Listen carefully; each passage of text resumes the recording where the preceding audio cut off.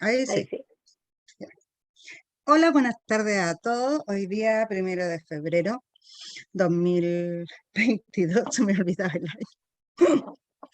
Seguimos con nuestro ciclo de charlas de Ana Croft, año 2022. Este ciclo de charlas de enero-febrero.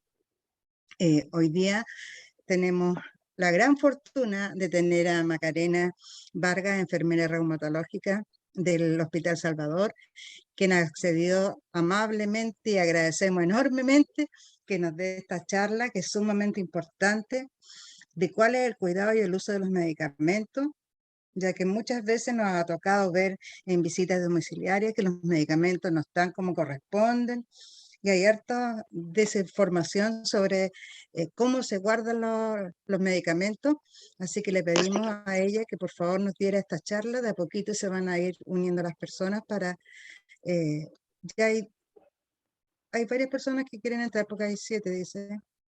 O ya tenemos 7. Sí. Bueno, vamos a darle el pase a Macarena para que ella eh, se presente y comience con... Estas charlas están grabadas, así que cuando terminamos las subimos a las redes sociales para que las personas que no se han podido conectar las puedan ver. Así que Macarena, te dejo a cargo de nuestra charla. Hola, hola a todos los presentes y a los que después verán esta grabación. Mi nombre es Macarena Vargas, soy enfermera de la unidad de reumatología que está ubicada en el Policlínico de Medicina del Hospital Salvador. Me dedico a la reumatología hace más o menos 4 años de forma exclusiva. Y bueno, los invito a ver esta presentación sobre los cuidados en el uso de medicamentos. ¿Ya? Primero que todo, me gustaría hacer más o menos un contexto de los cuidados de las terapias con medicamentos y la administración especialmente a pacientes pediátricos. ¿Ya? Diversos estudios se han realizado sobre las terapias medicamentosas en pacientes y la administración, en específico a pacientes pediátricos. ¿Ya? Las principales temas de búsqueda que hay en las plataformas son sobre la manipulación, la administración de medicamentos sin indicación médica, errores de medicación, entre otros, que se repiten, ¿ya?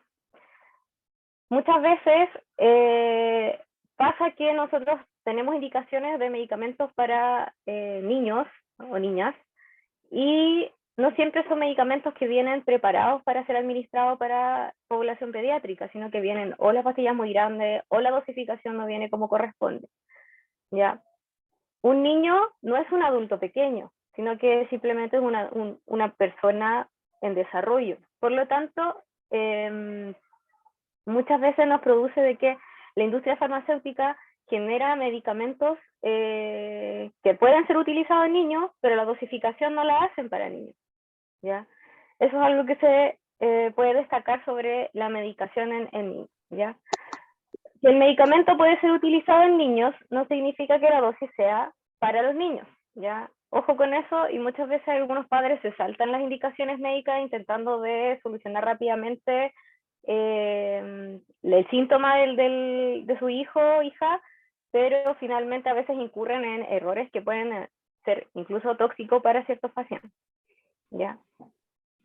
Lo otro que también sucede es que se manipulan los medicamentos de tal forma de que, no sé, partimos las pastillas o abrimos las cápsulas tratando de disminuir o llegar a la dosis adecuada para un niño o para una niña, y eso también interfiere en la capacidad o en el beneficio del medicamento, sino que no siempre una pastilla, por ejemplo, puede ser partida, y muchas veces o no la partimos como corresponde, o las disuelven en agua, por ejemplo, para que el niño o la niña se lo pueda tomar de mejor forma, y todo eso puede influir en la acción del medicamento sobre el síntoma que queremos tratar o sobre la patología que queremos tratar.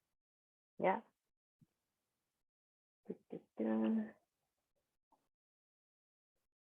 Entonces, para seguir con este tema sobre la medicación, me gustaría hablarles sobre los tipos de medicamentos que nos podemos encontrar.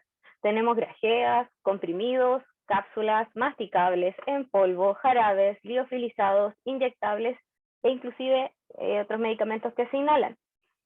De la diferencia de los distintos medicamentos, tenemos los comprimidos, que son los típicos que podemos encontrar en los blisters que venden en farmacias, como el paracetamol, el ibuprofeno.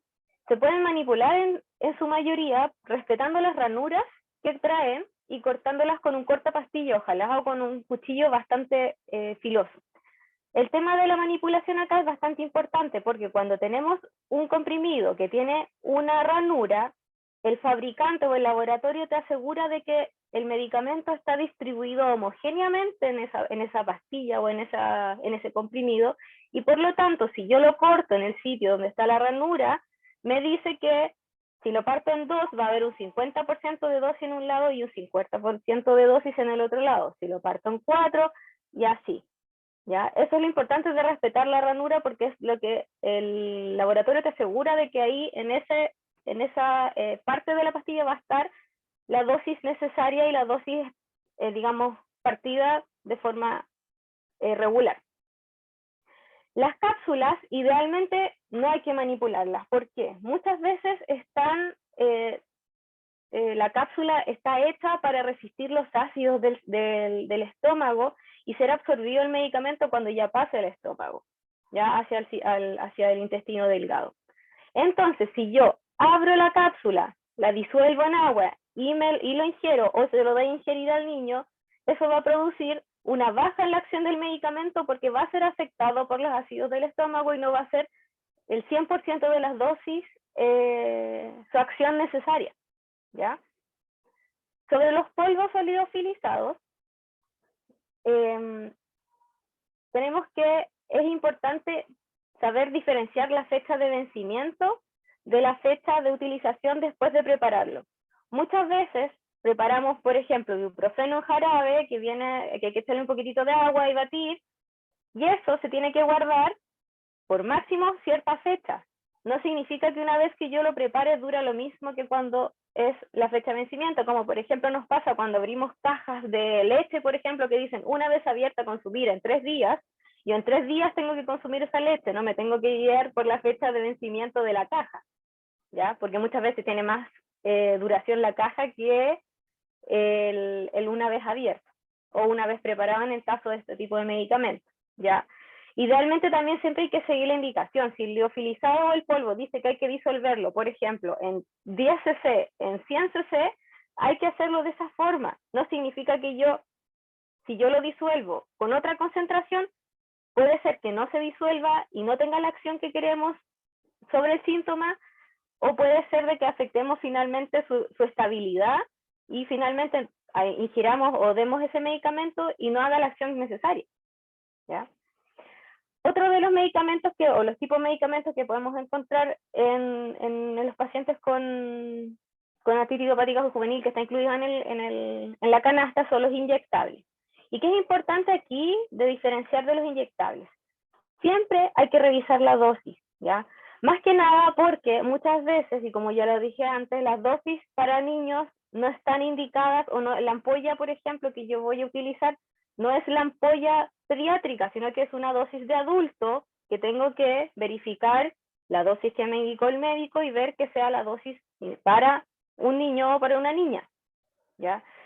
Lo otro también, siempre respetar los sitios de administración indicados. Si un medicamento me dice la indicación que tiene que ser administrado intramuscular, no lo puedo pasar endovenoso, no lo puedo dar a tomar oral, ¿ya? Es intramuscular, es subcutáneo, es endovenoso, pero no hay que ir variando el sitio donde vamos a administrar el medicamento porque eso también va a influir en la acción final, ¿ya? Y también sobre los inyectables tenemos que tener mucho cuidado respecto a la técnica correcta, ¿ya? Muchas veces sucede de que queremos administrar, por ejemplo, un medicamento intramuscular y vamos donde la vecina o el amigo que sabe. Lo importante es siempre ir con una persona que esté capacitada, sea enfermera, sea técnico en enfermería, o sea un cuidador que hayan capacitado para administrar estos medicamentos, por ejemplo, intramusculares, y que tenga una buena técnica, ¿ya?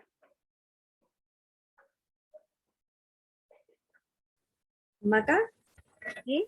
tenemos gente esperando en la sala de la aplicación. No sé si me puedes No, dar... ahí los acepto yo. Ya, genial, gracias. Entonces, sobre la administración de medicamentos, en casa, cuando se vive con niños, es muy importante que estemos muy atentos donde guardamos los medicamentos, ¿ya? Siempre hay que mantenerlos fuera de su alcance. Los niños son muy curiosos, ¿ya? Y nosotros a veces tomamos los medicamentos al frente de ellos y ellos tratan de imitarnos. Por lo tanto, en la casa, idealmente hay que tener los medicamentos bajo llave, ¿ya? Bajo llave en una caja con un candado o en un cajón con llave, ¿ya? Porque hay porcentajes, no me equivoco, era como un 48% o más, no 48, debe ser como un 58% de las consultas en urgencias sobre intoxicación en niños son porque consumieron medicamentos que no tenían que consumir, ¿ya? Y eso también lleva a la temperatura y la humedad. Muchas veces nosotros dejamos los medicamentos en el baño, en altura de los niños, en el espejo que tienen a veces con gavetas, ¿ya? O también los podemos dejar en la cocina. ¿Qué es lo importante aquí? Los medicamentos tienen que ser almacenados bajo la temperatura y la humedad que el laboratorio nos recomienda. Generalmente la temperatura no tiene que pasar los 28 grados ni bajar de los 4 grados. Por lo tanto, si la humedad es mucha y la temperatura varía, esto va a ir directamente a afectar la calidad y la acción del medicamento. Por lo tanto, hay que siempre mantenerlo en un lugar que no tenga humedad y que no sea caliente o que no tenga altas temperaturas, como por ejemplo debajo de un horno o cerca del horno de la cocina, por ejemplo. Y lo otro también que es importante es la protección de la luz. Hay medicamentos que son muy sensibles a la luz, en especial son los que vienen en los blisters opacos, ¿ya? Y para eso, idealmente, no hay que sacarlos ni pasarlos a pastillero, por ejemplo, porque los pastilleros son transparentes o son semitransparentes, pero igual dejan que la luz atraviese. Por lo tanto, idealmente, si lo van a pasar a pastillero, por ejemplo, cortar el blister. Eso es lo más sencillo y así mantenemos la cápsula o el medicamento que viene dentro con su protección necesaria para evitar la pérdida de la efectividad del medicamento. ¿Ya? Entonces,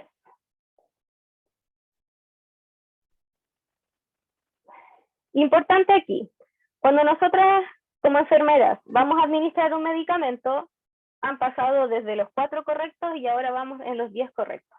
Siempre que en su casa, en su hogar, vaya a administrar un medicamento, tiene que tomar las precauciones, a pesar de que sea un paracetamol o a pesar de que sea un medicamento que usted está acostumbrado a utilizar, siempre hay que revisarlo. ¿Cómo lo voy a revisar? Primero que todo, cuando preparo o cuando voy a sacar el medicamento de la caja o del lugar donde yo lo tengo guardado, tengo que verificar que sea el medicamento correcto. Idealmente, en ese sentido, no manipular los medicamentos desde sus cajas y mantenerlos dentro de sus cajas originales, porque así yo tengo claro que ese medicamento es el que me voy a tomar, ¿ya? Un paracetamol de 500 miligramos, ¿ok? Veo la caja, paracetamol 500 miligramos, perfecto. ¿Cómo me tomo este medicamento? Vía oral, ok. Tomar solo con agua o tomar, siempre hay que leer las instrucciones que traen los medicamentos, no siempre los prospectos son algunos más pequeños y otros más grandes, pero siempre hay que verificar si me lo puedo tomar o con agua o con otro, por ejemplo, hay pacientes que se toman con leche, pacientes que se toman, idealmente no hay que mezclar alimentos con la toma de medicamentos, siempre tratar de que sea agua pura, no bebida, no jugo. Luego de verificar eso, vemos la indicación y la dosis, ya el médico me dijo que me tomara 1 gramo de paracetamol en caso de dolor. Y el paracetamol en general viene de 500 miligramos, por lo tanto me tengo que tomar 2 pastillas. La vía de administración, vía oral, me lo voy a tomar. Y siempre verificar la hora, porque muchas veces o dejamos paracetamol cada 8 horas, cada 6 horas o cada 12 horas, por ejemplo. ¿Ya? Eso depende de la indicación que haya dado el médico. Y luego, cuando nosotras en enfermería vamos a administrar, tenemos que ver que sea el paciente correcto, hay que informar al paciente lo que vamos a administrarle, tenemos que ver la velocidad que vamos a administrar el medicamento, hay que registrar el medicamento que administramos y luego hay que hacer un seguimiento de que sea el medicamento se haya administrado siempre a la misma hora y siempre de la forma correcta, ¿ya? Es un poco para que sepan respecto a los cuidados que nosotros como en enfermería tenemos que tener al momento de administrar un medicamento, y que ustedes también lo conozcan en caso de que tengan hijos que se hospitalicen, por ejemplo. ¿Ya? Porque no, somos humanas y muchas veces la sobrecarga puede generar en nosotros algún error, y ustedes como padres, como están ahí, pueden verificar esta situación y evitar un posible error de medicación. Entonces, respecto a los medicamentos de uso en artritis idiopática juvenil o en enfermedades inflamatorias en general, partir por los AINES. Los antiinflamatorios no esteroidales, ¿ya? Son de uso muy común en toda la población, tanto la población con patologías crónicas como la población sana que, no sé, me guincé un tobillo y me tomo un antiinflamatorio, me golpeé, me caí, me amanecí con el cuello torcido. Generalmente nos automedicamos con estos medicamentos que son de venta libre en la farmacia, pero siempre tenemos que tener cierta precaución. En el caso de los niños, no hay que administrar, no hay que automedicar a los niños, ¿ya? A ellos sí o sí hay que seguir con la indicación que deje su médico tratante. El diclofenaco lo podemos encontrar en cápsulas de liberación prolongada, en comprimidos sublinguales, en comprimidos puros e intramuscular también. El ibuprofeno tenemos comprimidos, cápsulas, incluso también hay lociones o cremas. El meloxicam lo encontramos en comprimido, el natoxeno también en comprimido. El tema con los AINES es que muchos de ellos vienen con recubiertos, se escribió mal ahí, pero bueno. Muchos de estos medicamentos vienen, digamos, o en una cápsula o en un comprimido que no se puede manipular, ¿ya? Por lo tanto, si viene una pastilla que no tiene ranura, no la manipule, ¿ya? Porque eso va a interferir en la cantidad de dosis. Si la dosis es 100 y la cápsula viene de 500, yo no puedo dividir la cápsula en 5, ¿ya? Hay que buscar otra presentación del medicamento, idealmente que tenga la dosis más cercana o la dosis cercana que dejó el médico tratante, ¿ya? Hay que evitar molerlas o que se mastiquen. ¿Por qué? Muchos de ellos vienen recubiertos con una cubierta entérica que o es de liberación prolongada o es para proteger al medicamento en el estómago, para que entre proteger el medicamento y entre proteger el estómago, porque todos los AINES tienen efectos secundarios como sensibilidad, producen sensibilidad gástrica, ¿ya? Gastritis, que duele la guatita y que están ahí como con sensación o incluso náuseas o incluso reflujo, ¿ya? Esto es por el uso crónico de AINES o por el uso equivocado como al manipular el medicamento. ¿Sí? Me entró una duda. ¿Qué es mejor, no sé, un ibuprofeno que venga en jarabe, en pastilla o en estas cápsulas que son como blandas? ¿Qué presentación es mejor para un niño? Para un niño siempre es la más fácil para que el niño la pueda digerir o ingerir. Por ejemplo, el jarabe. ¿Ya? El jarabe es fácil de administrar, viene con partículas que contienen un sabor distinto, entonces el niño no tiene que tragar una pastilla grande, por ejemplo, que mucho les cuesta, ¿ya? Y tiene todo el beneficio de la preparación, que ayuda a la administración sana y que no tenga afección a la guatita. Yorsi Ortiz. Hola, buenas tardes. Hola.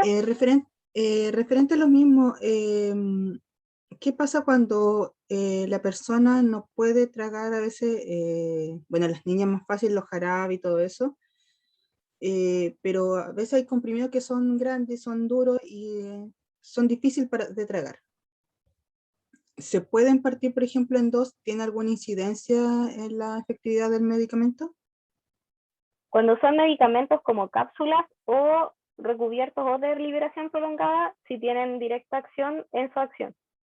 Por lo tanto, eso no los podríamos partir, ¿ya? Ahí al momento de comprar el medicamento o de recibir la indicación del médico, hay que buscar la dosis que sea más adecuada o la fórmula más adecuada a la persona que va a utilizar el medicamento. De todas formas, hay medicamentos que sí se pueden moler o partir, como por ejemplo el paracetamol. ¿Ya? Hay pacientes que utilizan el paracetamol que tienen gastrostomía, que el paracetamol se disuelve en un poquito de agua y se lo administran por la gastrostomía. ¿Ya? Eso sí se puede y se ve al menos en lo que es en mi área hospitalaria, pero siempre consultar o con el químico farmacéutico de la farmacia donde compren el medicamento o con su médico tratante, si es que pueden utilizar o si es que pueden modificar la fórmula del medicamento para poder hacer más fácil la administración.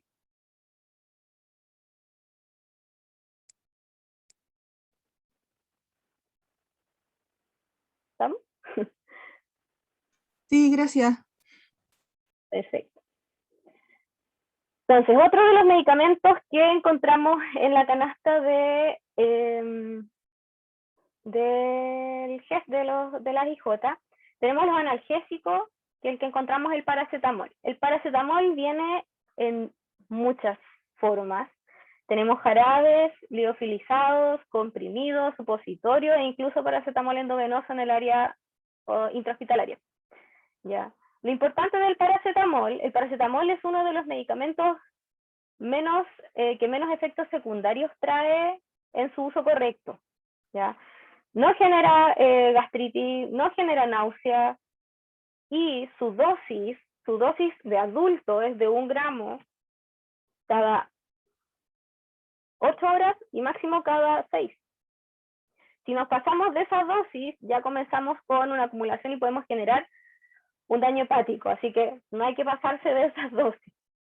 Pero sus diferentes fórmulas ayudan a que muchos pacientes puedan utilizarlo de forma más fácil, como por ejemplo los pacientes que no pueden tragar pastillas, tienen el liofilizado, que es un paracetamol en polvo, por ejemplo, o también la misma pastilla también se puede moler, tiene esa característica.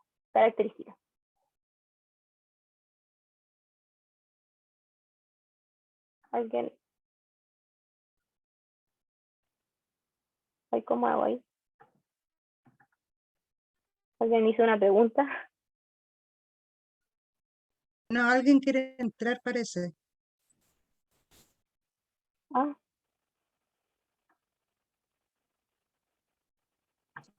¿No? No hay nadie en la sala de espera. Bueno. Y eso respecto al paracetamol. Siempre seguir la indicación médica, no hay que automedicarse. Sobre los antiinflamatorios esteroidales versus los no esteroidales que ya vimos en la diapo anterior, ustedes utilizan, o los chicos con AIJ utilizan la prednisona. La prednisona es, como dice ahí, un antiinflamatorio esteroidal. ¿Y qué es lo que importa de los corticoides? Los corticoides, nosotros generamos corticoides naturales. En realidad son parte, o corticosteroides. Nosotros, parte de nuestra respuesta de estrés, genera un proceso inflamatorio defensivo y esto causa un daño. Por ejemplo, cuando me golpeo o cuando respondo ante una infección, mi sistema se enciende y va y genera un ataque. En este ataque se genera cortisol y eso genera digamos, se produce el corticoide natural que evita que la inflamación sea más aún. ¿Ya? Entonces, cuando nosotros consumimos prednisona, que es un corticoide que intenta imitar nuestros propios corticoides, hay que tener mucho cuidado con estas indicaciones. ¿Ya? Siempre seguir lo que dice el médico, no automedicarse, no aumentar la dosis porque se me ocurrió aumentar la dosis, sino que siempre ir con la guía de un médico. ¿Por qué? Los corticoides hay que tenerle cierto respeto porque su uso tiene pros y contras que tenemos que colocar en la balanza y que el médico lo hace al momento de indicarlo. ¿Ya? Si la indicación es una vez al día, nuestro pic de corticoides naturales se ve en la mañana. por un tema del ciclo circadiano, que justo en las mañanas es cuando ahí está nuestro pic de corticoides. Por lo tanto, idealmente el corticoide se tiene que administrar en la mañana con el desayuno, ¿ya? Porque también parte de sus efectos también tiene efectos gastrointestinales como los tienen los aires. Entonces siempre en la mañana con el desayuno el corticoide. Cuando el médico controla y refiere de que hay que suspender el corticoide no se suspende de improviso, sino que se tiene que hacer una retirada pausada del medicamento, porque el uso de este medicamento de forma crónica puede producir, si lo suspendo de un día para otro, puede producir insuficiencia adrenal o lo que se llama el síndrome de retirada o privación de corticoides, y eso genera muchas veces reactivación de la enfermedad de base por la que fueron indicados. Entonces hay que tener ojo con eso, ¿ya?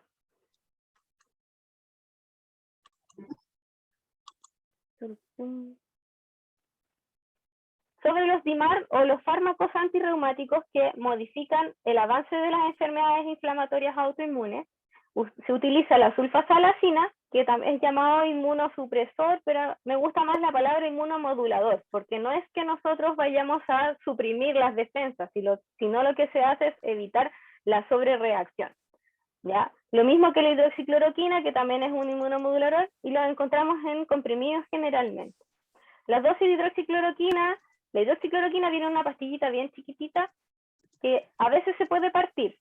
Hay que ver ahí la indicación que da el médico y ver que la indicación, si vienen 200 miligramos generalmente, pueden dejar 300, entonces uno tiene que tomar una pastillita y partirla en dos la otra. Entonces hay que tener el cuidado. Idealmente cuando vayan a partir pastillas tengan hay como unas cajitas que son para partir pastillas, ¿ya? Esas son mucho más precisas y queda el medicamento en la cajita, porque si uno va a la cocina y lo corta con el cuchillo, a veces saltan los medicamentos y perdemos dosis en el piso, por ejemplo, ¿ya? Entonces, sobre estos demás, hay que evitar el consumo en ayuno. Eso es perfecto. Hay que evitar el consumo en ayuno porque puede ser un poco pesado para la guatita. Idealmente, administrarlos después de las comidas. Por ejemplo, yo puedo almorzar y me puedo tomar mi hidroxicloroquina. La sulfasalacina, como se deja generalmente cada 12 horas, tiene que ser después del desayuno, después de la 11 o después de la cena, ¿ya?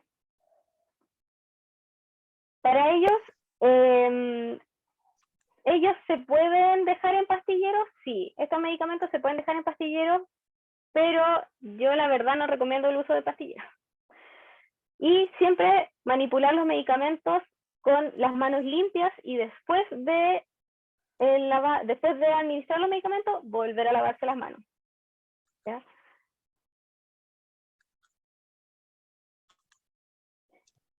Medicamentos citostáticos. Acá me quiero detener un poco más en profundidad, debido a que estos medicamentos son de bastante cuidado. Alguien levantó la mano.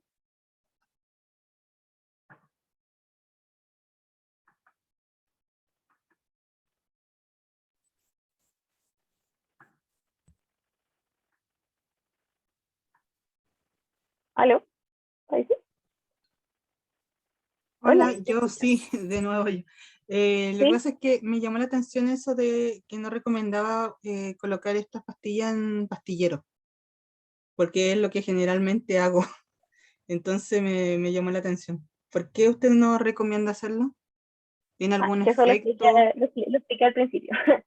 Perdón, Me es pasa que que estaba en otro cuando curso. uno utiliza pastilleros, pierdes la noción del medicamento que estás utilizando, a medida que, a pesar de que igual puedes ver, saberte de memoria la forma del medicamento. Y además, los medicamentos tienen que ser mantenidos bajo condiciones de temperatura y humedad. El pastillero no siempre te cubre o te mantiene la temperatura y la humedad, y también hay medicamentos que son sensibles a la luz, y generalmente son los que vienen con los blisters opacos o completamente metálicos.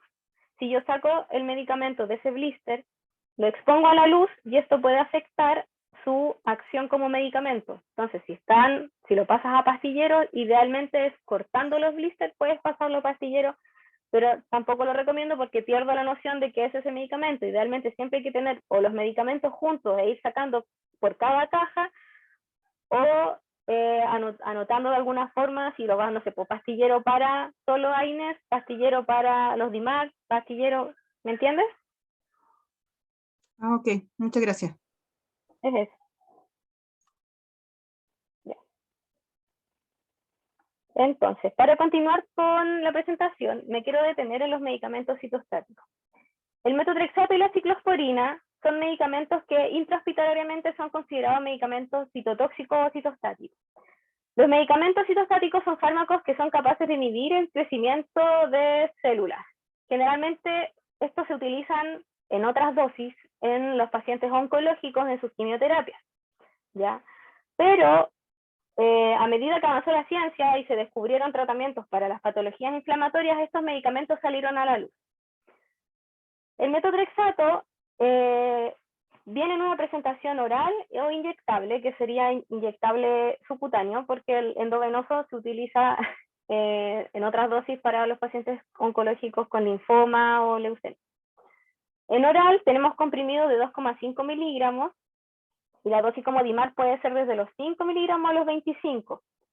Inyectable tenemos jeringas precargadas y viales, y la dosis va desde los 10 miligramos a los 25, ¿ya? Su uso es una vez a la semana y está indicado generalmente como ahorrador de corticoides, porque no es que sea un ahorrador de corticoides, sino que su acción ayuda, junto con la hidroxicloroquina o la sulfasalazina, ayudan a bajar la sobrereactividad del sistema inmunológico. Como es un medicamento citostático, la manipulación siempre tiene que ser con cuidado. Ojalá que quien manipule el metotrexato sea solamente el paciente. ¿Por qué? Al ser un medicamento citotóxico, cuando una persona sana se expone al medicamento a largo plazo, puede tener efectos secundarios que, al menos en enfermeras que estuvieron expuestas a este medicamento en otras dosis en los años 70 o 60, vieron que a pasados los años estas enfermeras tuvieron enfermedades como cáncer, por ejemplo, debido a la exposición a estos medicamentos, ¿ya? Por eso es importante tomar estas precauciones. Sobre la ciclosporina, también. La presentación oral es la que se utiliza más, también está indicado como inmunomodulador y no se debe sacar de blister a menos que sea para administrar el medicamento, lo mismo que el metotrexato. Me tengo que lavar las manos antes y después, y ojalá que sea el mismo paciente el que lo realice, ¿ya? Hay que entregar algo de responsabilidad a los niños, evitando que nosotros contaminarnos, pero ahí alguien levantó la mano. Una duda. Hace mucho ¿Sí? tiempo, cuando yo tenía la paloma chica, el metotrexato me lo daban en una bolsita negra, y cuando yo lo inyectaba, después lo tenía que llevar al hospital para que lo botaran allá. Hoy en día, que vienen en estas cajas con la jeringa lista, ¿se hace lo mismo? Sí, y de hecho ahí me falta seguir al respecto. Ah, ya. Es que me acordé por cuando empezaste a hablar de metotrexato de eso. Sí. Ya. Entonces, para seguir con el tema del metotrexato, me gustaría repasar un poco los cuidados que yo le doy a los pacientes cuando les enseño y cuando los educo respecto al uso del metotrexato en la casa, ¿ya? La dosis de metotrexato está indicada una vez a la semana. Si me lo tomo en pastillas para mejorar la tolerancia, esas pastillas, por ejemplo, si me indicaron 6 pastillas a la semana, yo tengo que tomar un día a la semana las 6 pastillas.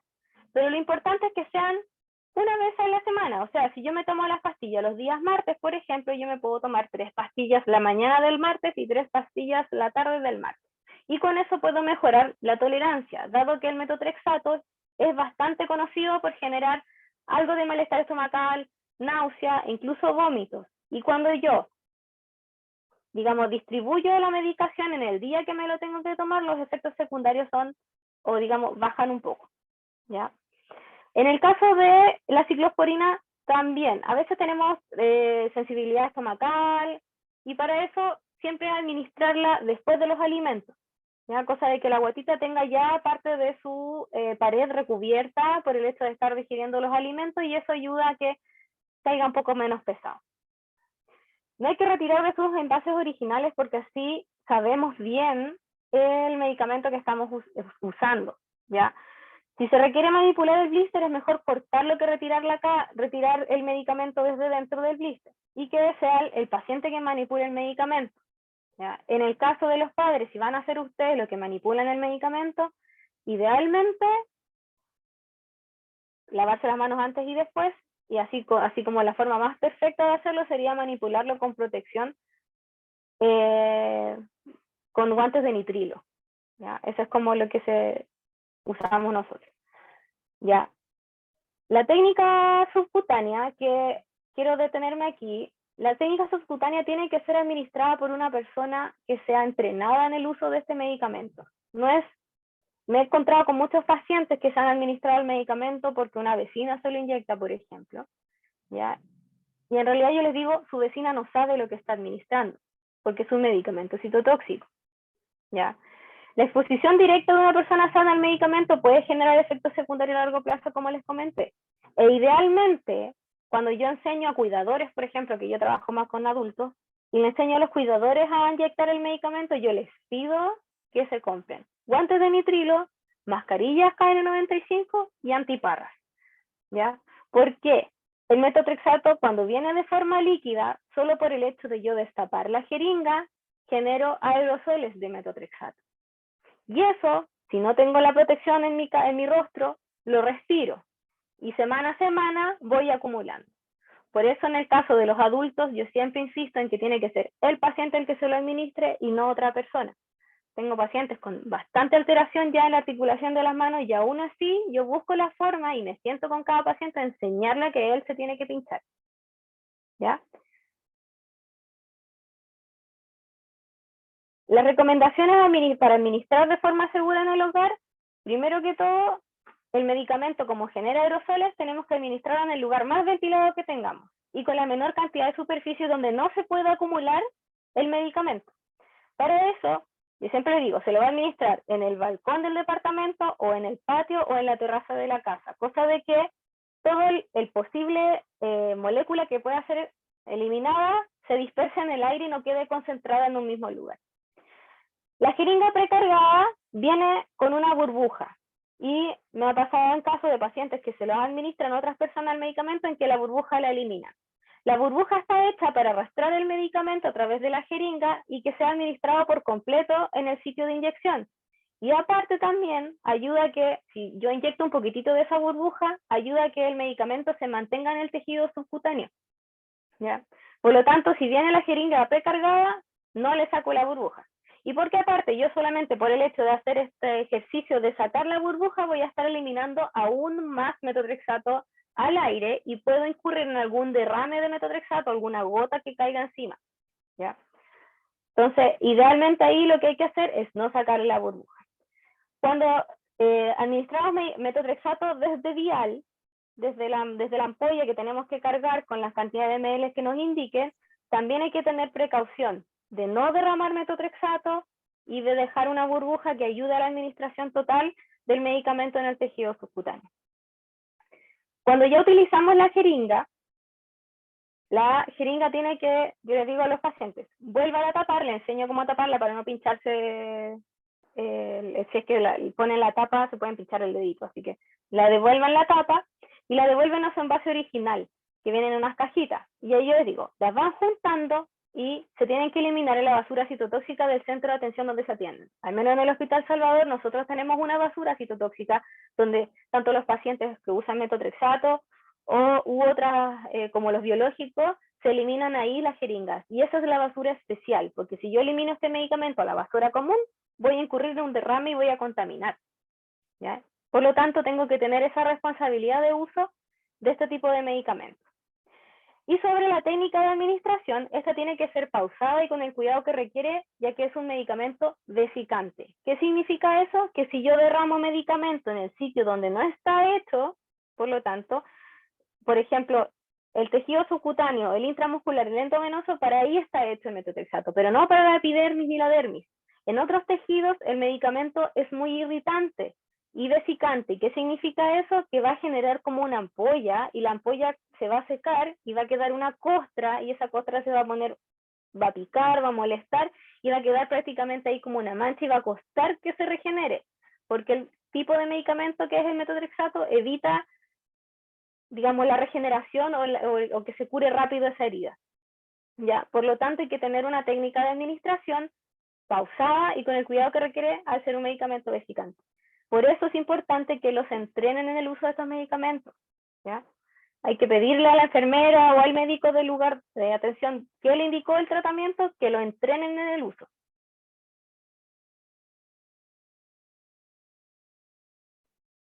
Ahora me gustaría hablar sobre los biológicos. Los biológicos aceptados o utilizados para pacientes con artritis idiopática juvenil son 5, si no me equivoco. Me falta el infliximab, que es endovenoso, que en realidad no lo quise colocar debido a que se coloca intrahospitalario. Entonces, como estamos hablando de los medicamentos en el hogar, me voy a dirigir más a los que se utilizan en el hogar. El etanercept es una inmunoglobulina humana que se mezcla con un receptor del factor de necrosis tumoral y con eso evita el avance de las enfermedades. En su mayoría los medicamentos biológicos, perdón por no decirlo antes, pero lo que hacen no es trabajar directamente con el linfocito que está atacando, que está generando la inflamación, sino que lo que hace es trabajar en la cadena inflamatoria. La cadena inflamatoria parte, y para hacerlo más sencillo, a los pacientes yo les explico que es como que fuese una cadena de mandos militares. Tenemos al militar raso que está generando el ataque y tenemos a los jefes, los suboficiales, etc. Los medicamentos, los DIMARS, van y trabajan prácticamente con el soldado raso, ya que el linfocito B, el linfocito T que está ahí generando el ataque. Los biológicos actúan más atrás, actúan en el mando mayor, evitando que se genere la señal o evitando, digamos, el llamado telefónico que hacen hacia los soldaditos rasos que les dicen hay que atacar. Estos medicamentos se meten entre medio. El etanercept se mete en el TNF. El adalimumab, que es un anticuerpo monoclonal, se mete en el TNF. El abatacept evita que se activen los linfocitos T, que son los que mandan la señal para que se genere el ataque final que termina en inflamación. Y el tocilizumab también es un anticuerpo monoclonal, como lo es el adalimumab, pero este actúa en la interleucina 6. Todos ellos actúan evitando que se genere la inflamación, pero no son antiinflamatorios. Ojo ahí.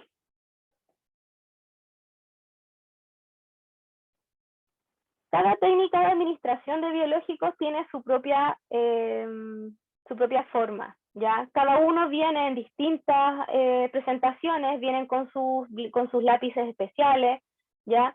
Pero lo importante acá es que cuando se le indique este medicamento hay que solicitar capacitación, lo mismo que cuando se indica el metotrexato inyectable. Tienen que enseñar a utilizar este tipo de medicamento porque no podemos darnos la libertad de entregarle un medicamento a un paciente que no sepa utilizarlo y que se pierda esa dosis porque estos medicamentos son de muy alto costo. Por lo tanto, hay que estar siempre informado respecto a su uso. Si en el lugar donde se atiende, si en el lugar donde le indicaron el medicamento no cuentan con algún personal que esté entrenado en el uso de estos medicamentos, cada laboratorio tiene su programa de pacientes que ayudan con la preparación. Por lo tanto, si no tienen en el lugar donde se atienden acceso a capacitación, llamen al laboratorio, porque el laboratorio tiene programas y los programas van a las casas a enseñarle a utilizar el medicamento. ¿Ya? Entonces, no se queden con el utilizarlo así nomás. Siempre capacítense en el uso de estos medicamentos. Algo muy importante con los biológicos es la cadena de frío. Los tratamientos biológicos hay que mantenerlos en estricta cadena de frío porque su formulación es muy sensible a las temperaturas. Si a mí se me queda el medicamento, por ejemplo, encima de la mesa y no me lo administré en 3, 4, 5 horas, el medicamento perdió cadena de frío y por lo tanto perdí esa dosis. Me voy a administrar una molécula que va a estar inactiva y que no va a generar el beneficio en mi sistema, en mi patología. ¿Ya? El transporte siempre tiene que ser en cooler con las unidades refrigerantes congeladas. Nunca hay que dejar el dispositivo en contacto directo con el hielo. Ojo aquí, si van a, por ejemplo, con su tratamiento biológico, van a ir a la playa y les toca justo una dosis de su tratamiento, el lápiz o el dispositivo tiene que ir envuelto o en un tupper de plástico o en cartón, pero no en directo contacto con el hielo porque se puede congelar. Y lo mismo, si yo lo congelo, el medicamento pierde sus beneficios, ya la molécula se inactiva.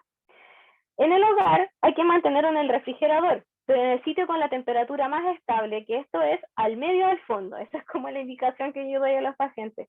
No en la puerta, no en el cajón de las verduras, ni en de las carnes, y tiene que estar alejado del congelador, porque en esos sitios donde o tenemos menor temperatura, como en el cajón de las verduras o el de las carnes, o en el tope con el congelador, y en la puerta, si yo abro el refrigerador, en la puerta se genera variación de temperatura, entonces ahí no voy a cumplir con la cadena de frío, ¿ya? Antes de administrar un medicamento biológico, yo puedo sacarlo del refrigerador y dejarlo máximo 15 minutos fuera. No puedo meterlo ni en microondas, ni en un vaso con agua caliente, simplemente lo tengo que dejar encima sin que un niño lo manipule claramente, y alejado de la luz directa también, y con eso nosotros logramos que el medicamento tenga algo de temperatura ambiental y al momento de administrar moleste un poco menos, porque el hecho de que esté frío a veces molesta. En otros casos no, pero cada laboratorio recomienda sacarlo un poco antes desde el refrigerador para evitar estas molestias. Sobre la eliminación de medicamentos o jeringas. La eliminación de medicamentos vencidos o jeringas vacías idealmente tiene que hacerse en los sitios adecuados para ellos. En otros países, hay como donde se hace el reciclaje, hay eliminación de medicamentos, ¿ya? Pero acá en Chile, la verdad, yo no tengo conocimiento de eso, pero al menos en mi hospital sí tenemos una basura especial que es para eliminar medicamentos, ¿ya? Pero todos los medicamentos no son adecuados para eliminarlos en la basura. De hecho, hay gente que los elimina, por ejemplo, vía WC y tiran la cadena y se van los medicamentos por ahí.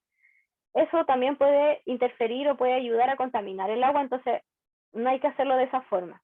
Siempre en los centros de atención tienen que tener algún tipo de eliminación para los pacientes ambulatorios, ¿ya? Y si no los tienen, solicitar en su centro, ¿sabe qué? En el Hospital Salvador lo tienen, porque usted como hospital no lo tiene.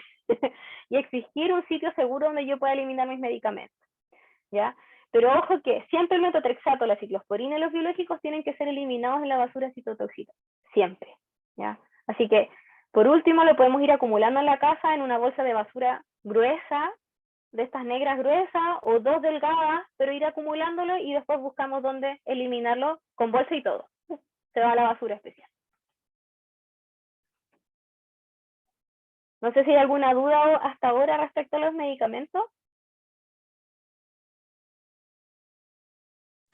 Aquí escribieron que cuáles son los efectos secundarios del corticoide. Los efectos secundarios de los corticoides, cuando son utilizados a largo plazo en altas dosis, se genera una redistribución, por ejemplo, de la acumulación de grasa. Y se genera lo que se llama la cara de luna, o en la guatita también, como digamos arriba del ombligo, ahí también se empieza como a redistribuir la grasa, porque el corticoide influye también en lo que es la absorción de los azúcares. Entonces, mantiene más, evita que la glucosa entre dentro de la célula que la va a utilizar, el azúcar. Entonces hay más azúcar circundante, y como hay más azúcar circundante, guardo más azúcar, de forma de que por eso se distribuye la grasa de distintas formas, ¿ya? Pero también puede producir algo si uno toma corticoides, por ejemplo, después de las 5 de la tarde, puede producir insomnio, ¿ya? Pero el corticoide en altas dosis, que es el que tiene la mayor cantidad de efectos secundarios, se da generalmente cuando tenemos patologías que están o debutando o con crisis, ¿ya? No tienen que ser las altas dosis necesariamente crónicas, ¿ya? Por eso, cuando ya su patología se ha controlado, tiene que conversar con su médico tratante, ir bajando los corticoides o eliminarlos según la indicación o según el cómo usted o cómo el niño esté llevando su enfermedad. Pero principalmente esos son los efectos secundarios del corticoide, y aumenta también el riesgo cardiovascular. ¿Tiene que ver la sal con el corticoide? Porque de repente dicen que consuman menos sal. Lo que pasa es que como aumenta el riesgo cardiovascular y si yo consumo sal, también puedo aumentar más el riesgo. También puede producir hipertensión el corticoide. Y diabetes, también hay diabetes que se produce por uso de corticoide crónico. Entonces, por eso el corticoide hay que tenerle también respeto.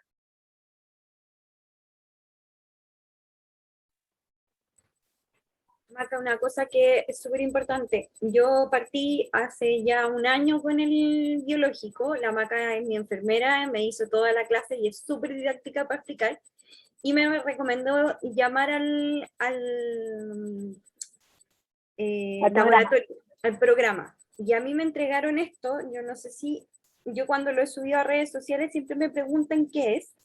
A la Esto capucha, ¿no? La capucha, sí. Se pone sobre el lápiz del Embrel y hace que yo no tenga que hacer esta forma que me cuesta mucho porque además tirito mucho. Tengo un temblor fino que generalmente el día del biológico mi temblor está en todo su esplendor. Y esto ayuda mucho. No sé si todos los laboratorios lo tienen, pero por lo menos el del Embrel lo tiene. Y uno lo puede solicitar, te lo traen a la casa y en el caso que uno pierda una dosis, también te ofrecen llamar por teléfono y ellos te la cambian. Sí, Eso eso es lo bueno del Embrel, de que el Embrel y el Amgevita, que es el adalimumab, tienen un dispositivo que es un poco incómodo cuando tenemos problemas de motricidad fina o de fuerza en las manitos, porque tienen un seguro en la punta que uno tiene que presionarlo en el tejido donde voy a administrar y cuando yo presiono ese seguro recién puedo apretar el botón que dispara el dispositivo. Entonces, al menos Embrel está entregando esta capucha y ha servido bastante para los pacientes que les complicaba más esta administración. ¿Ya? Pero los otros dispositivos, de hecho, los otros dispositivos como el Idacio o el Humira o el Orencia son mucho más sencillos porque yo aprieto el botón solamente, no tengo que bajar un botón o un seguro que me impide aplicar el dispositivo. Acá me pregunta sobre los efectos secundarios de los biológicos y qué hacer si se presentan. El principal efecto secundario del biológico en realidad es parte de su acción, ¿ya? Que es evitar esta cadena inflamatoria que termina en el ataque o en la inflamación, ¿ya? El hecho de que mis defensas o que mi sistema inmune no tenga respuesta rápida porque está bloqueado por el uso del biológico, me genera que voy a estar más sensible o más predispuesto a tener enfermedades, por ejemplo, infecciosas como respiratoria o infección urinaria, ¿ya? Las heridas puede ser que se me infecten más fácil, entonces tengo que estar siempre atento a este tipo de situaciones. Si tengo, por ejemplo, infección urinaria o el niño me duele hacer pipí o hace de gotitas, puede ser que esté con infección urinaria y hay que consultar, porque hay que dar tratamiento antibiótico, porque con una persona sana, yo empiezo con síntomas de infección urinaria, puedo esperar 2-3 días para iniciar el antibiótico y no voy a tener problemas. Pero en el caso de los pacientes con biológicos, en 2-3 días podemos pasar de una infección urinaria a una pielonefritis, porque el sistema inmune no va a responder rápidamente, porque está como apagado. ¿Ya? No significa que sus defensas estén bajas, sino que reaccionan mucho más lento. ¿Ya? ¿Y qué hacer si se presentan? Bueno, si se presentan hay que consultar o en el consultorio o con su médico de cabecera si es que tienen fácil acceso. Al menos lo que son mis pacientes, ellos tienen mi correo cuando yo me presento con ellos y partimos los biológicos y ante cualquier cosa ellos me escriben, ¿sabe qué me pasó esto? Tengo una carie o me caí, me pasó esto. Entonces con eso vemos y yo converso directamente con los médicos tratantes y doy la respuesta lo antes posible. Generalmente si son infecciones se actúa rápido. Se puede pedir cambio biológico. Eso idealmente tiene que conversarlo con su médico tratante. Podemos pasar de un biológico a otro según la acción que estemos viendo. Idealmente hay que quedarse con uno. Si cambio de biológico me puedo volver, o si dejo el biológico, me puedo volver resistente y no me va a funcionar de nuevo ese biológico. Entonces hay que tener ojo ahí. No, una medicación o un tratamiento siempre tiene que ser conversado con su médico tratante. Si usted quiere inyectarse metotrexato, si usted quiere partir con un biológico o prefiere esperar, pero siempre consensuado, no en mi cabeza no va el hecho de decidir, siempre yo decido junto al paciente cómo es lo mejor y qué es lo que mejor es para él, para su tratamiento.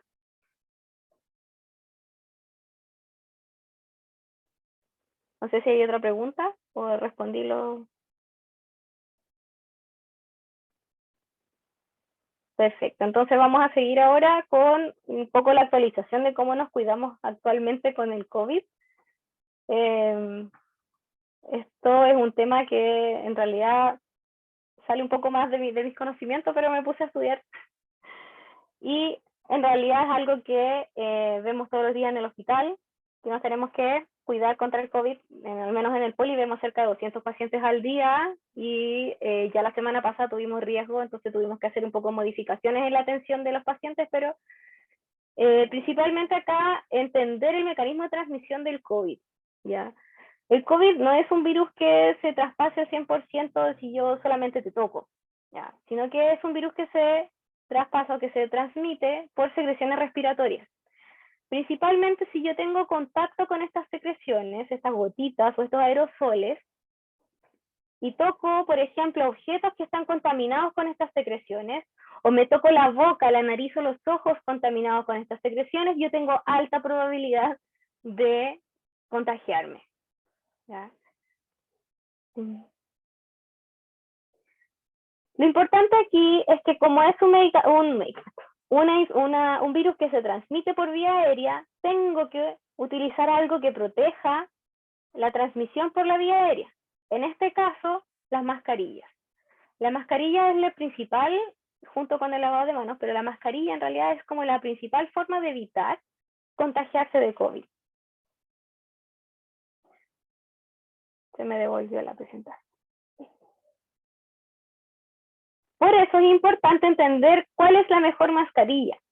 Actualmente, la cepa Omicron del COVID-19, del SARS-CoV-2, que es el nombre del virus, actualmente es bastante poderoso, es bastante resistente a la protección de la mascarilla. Por lo tanto, las mascarillas de tela o las mascarillas de cobre o estas mascarillas que venden que no son quirúrgicas, ya no nos sirven al 100% contra Omicron. Idealmente, cuando tenemos pacientes que utilizan medicamentos inmunomoduladores o supresores o biológicos, tienen que utilizar N95 o KN95, porque estas te permiten prácticamente una protección entre el 80 y el 99% cuando están bien utilizadas. Si no hay acceso, la mascarilla quirúrgica que encontramos ahora en las calles que venden, utilizar la mascarilla quirúrgica. Y si quiere darle un poco más de protección, puede utilizar la mascarilla quirúrgica y sobre la mascarilla quirúrgica una de tela. Lo importante de las mascarillas es que la mascarilla tiene que ser utilizada de buena forma.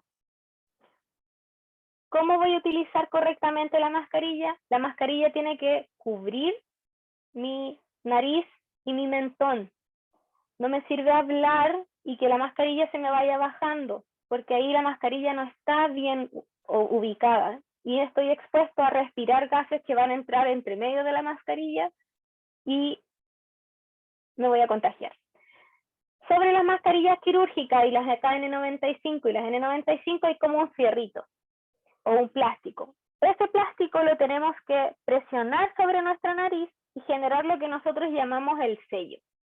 En niños pasa mucho de que vemos niños o sin mascarilla o con mascarillas muy grandes. Hay mascarillas para niños, ¿ya? Hay de tamaños más pequeños que se adecúen al tamaño y que generen un sello en el rostro. La mascarilla idealmente hay que utilizarla cuando nos exponemos a estar cerca de otras personas o en lugares con mucha acumulación de gente. Si voy al supermercado, si entro al metro, si voy al hospital, si voy a la farmacia, si voy a una tienda X, siempre entrar con una mascarilla bien utilizada y bien colocada. Ya en la calle, si no voy a estar cerca de alguien o voy a estar a más de 1 metro de otra persona, yo puedo soltar la mascarilla y respirar. Pero, ojo cuando yo la suelto y cuando la manipulo. Siempre tengo que lavarme las manos antes y después de manipularla, porque yo solo por el hecho de tocar la mascarilla por el lado que no tengo digamos, por fuera, estoy tocando todo lo que pudo haber o todas las moléculas que se pudieron haber quedado ahí, que pueden haber moléculas de COVID. Cuando me vaya a cambiar la mascarilla, tengo que sí o sí lavarme las manos o echarme alcohol gel. Y la mascarilla que yo me saque, tengo que tratar de tocarla lo menos posible. Idealmente siempre manipular desde los elásticos y con los elásticos eliminarla. No doblarla ni metérsela en el bolsillo, porque ahí ya estamos contaminando el bolsillo o el lugar donde la dejé. Simplemente saco las mascarillas, yo les corto los elásticos por un tema ecológico y a la basura. Y luego alcohol gel, ¿ya? Las mascarillas que vayan a utilizar después, sean KN, sean quirúrgicas o sean de tela, idealmente siempre mantenerla en un lugar limpio, adentro de una bolsa Ziploc o adentro de, ahora venden unas portamascarillas, pero no sacarla de su envase original y dejarla por ahí tirada, o en el bolsillo o en la cartera, y aquí tengo una mascarilla que está nueva, pero está sucia. Entonces tiene que estar limpia, y la mejor forma de mantenerla limpia es protegiéndola con una bolsita o un protector o una cajita. Ahora, ¿qué es importante también sobre el protegernos o sobre prevenir el COVID? Las vacunas, ¿ya? Las vacunas fueron diseñadas en tiempo récord, ¿ya? Nunca habíamos tenido que todas las potencias mundiales se hayan puesto de acuerdo para atacar una patología. Imagínense si hicieran eso con las patologías inflamatorias. Ya tendríamos la cura. Pero lo importante es confiar en que la eficacia de estas las podemos evidenciar ahora. O sea, si comparamos, y lo vamos a comparar en la diapo siguiente, el cómo nos presentamos desde el principio, cuando no teníamos idea de lo que era el virus ni cómo actuaba, hasta ahora, cómo han mejorado las expectativas de vida de la gente porque está vacunada, eso hay que tomarlo en cuenta. Las vacunas sirven porque la vacuna evita que yo me hospitalice por esa enfermedad. Algunas evitan que yo me contagie y que yo genere la enfermedad, sí. Pero hay otras, como la influenza o la del COVID, evitan que yo caiga hospitalizada y termine intubada. Esa es la gracia de la vacuna.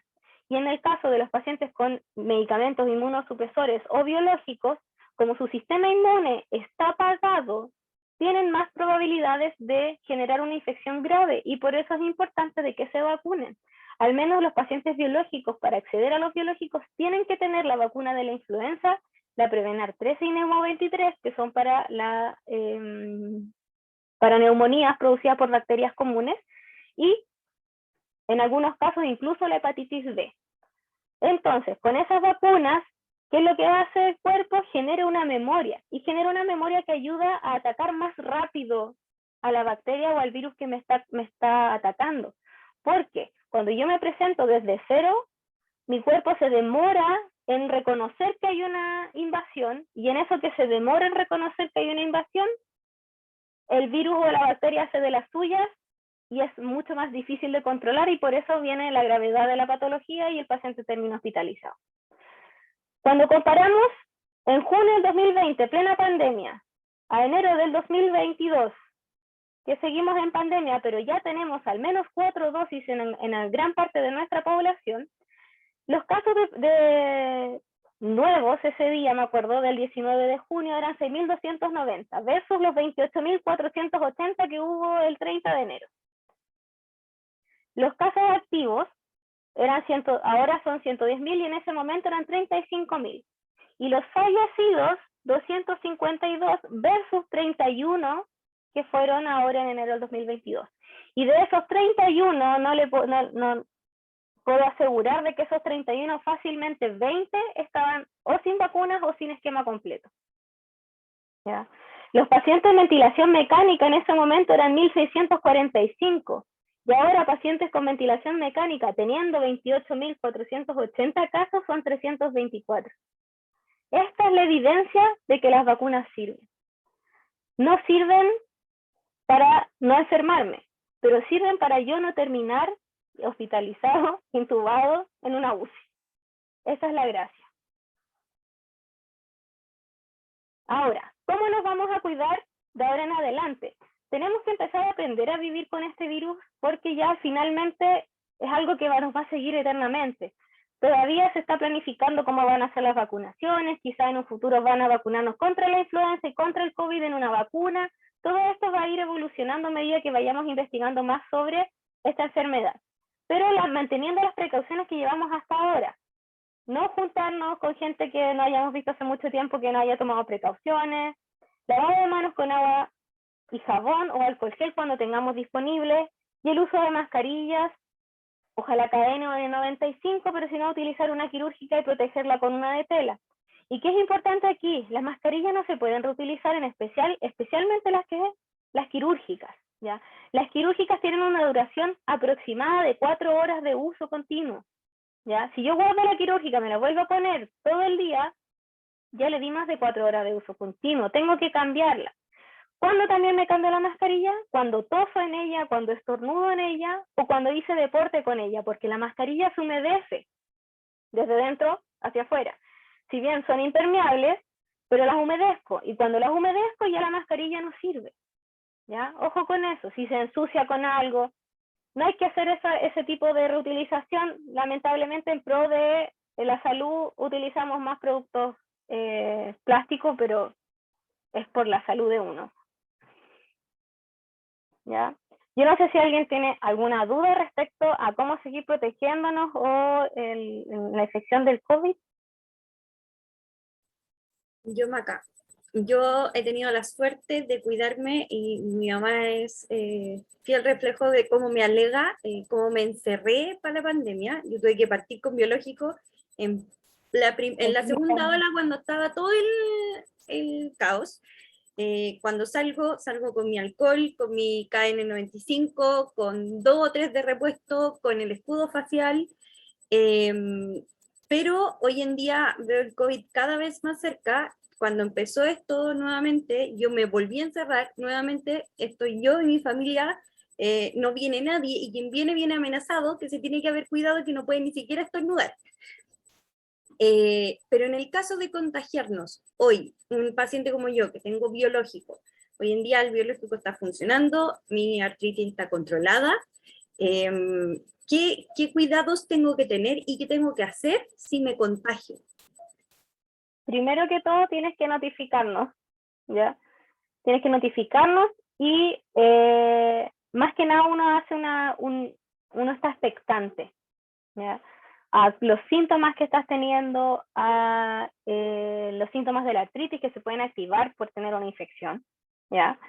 Entonces, es más que nada estar expectante. ¿Qué precauciones tengo que tener? Si me llego a contagiar o si llego a tener esta sintomatología y me dan el resultado positivo, avisar a su médico tratante de inmediato o al tratante, al equipo tratante. Y con eso estar en contacto constante. ¿Sabe qué? Hoy día me sentí mal, me costó respirar, fui al SAPU, y ahí se tiene que ir viendo cómo va evolucionando. De todas formas, ya tienes la vacuna encima, tienes la vacuna que va a ayudar.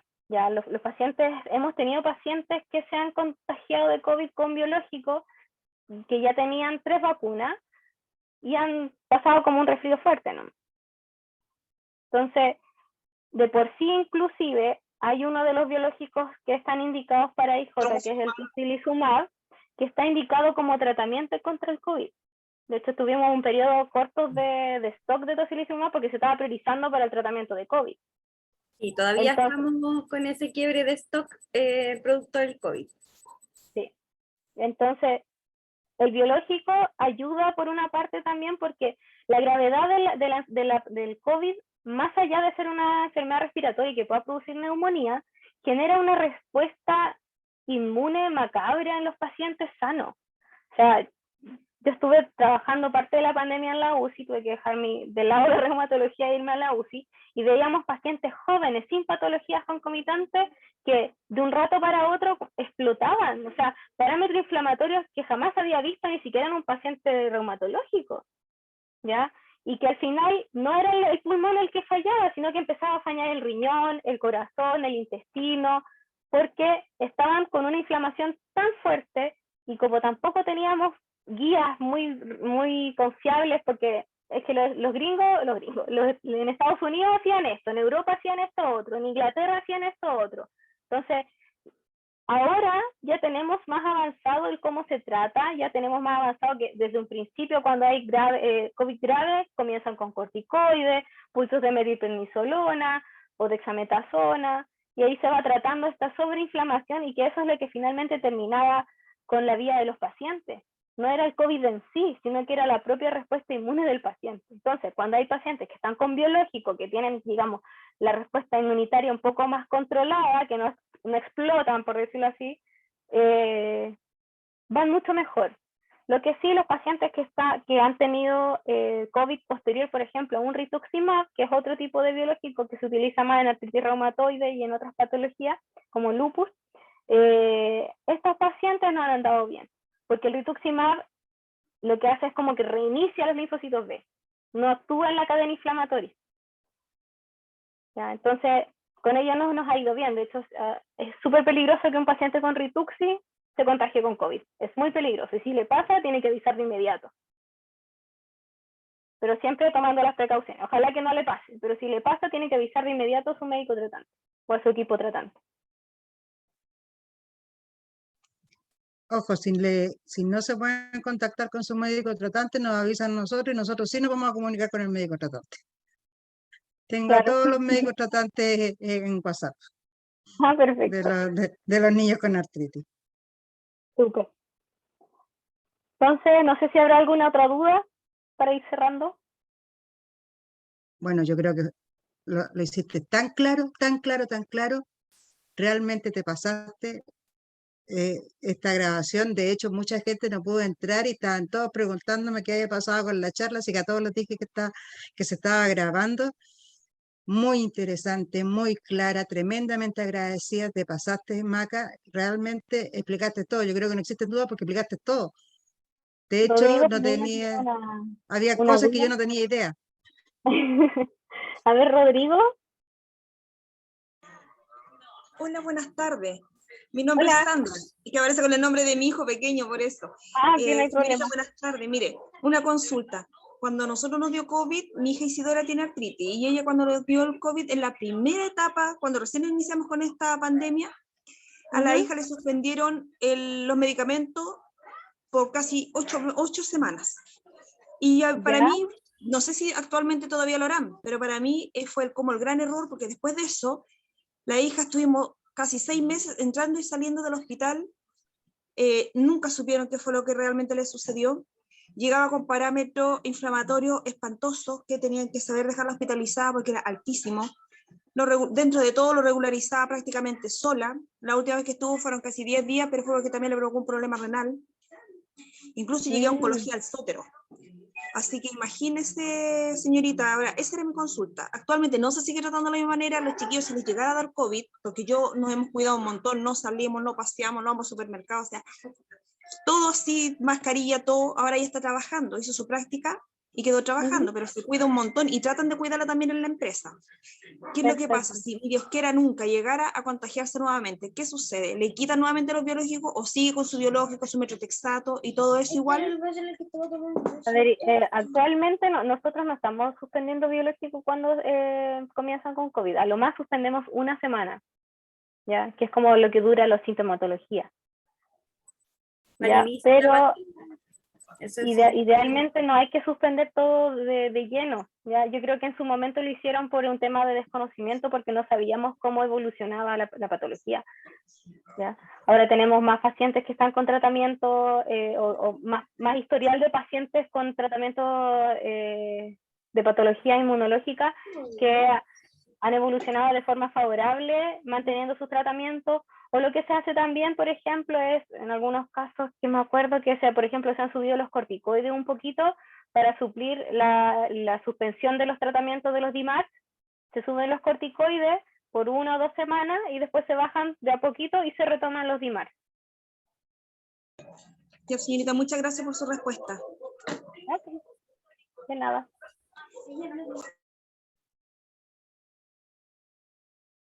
¿Alguna otra duda o consulta?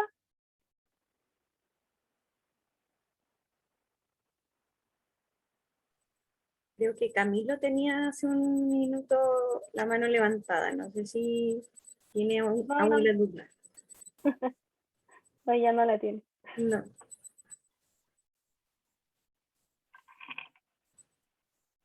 Ok, entonces lo Muchas dejamos. gracias, Maca. Muchas estés gracias, bien. Macarena. Realmente te pasaste. De nada. Cualquier cosa me pueden contactar por medio de WhatsApp. Rosa. Por medio de Bueno, Rosa me pueden contactar. agradecemos mucho, Macarena, haber participado, a los papás, todos los que se unieron, agradecemos mucho. Toda esta grabación la vamos a subir más tarde por Facebook, ya me van a enseñar a hacerlo por YouTube. No voy a decir el nombre, pero empieza con P. Y la próxima semana seguimos con el mismo link para la gente que se conecta y vamos a hablar de kinesiología. Así que muchas gracias. Acuérdense que este es el ciclo de charlas de 2022 de la Corporación Anacrof. Así que muchas gracias. Nos vemos la próxima semana. Y Macarena, te pasaste. Totalmente Gracias a ustedes. agradecida. Muchas gracias. Gracias a ustedes por la invitación. Que estén bien. Chao. Chao, chao.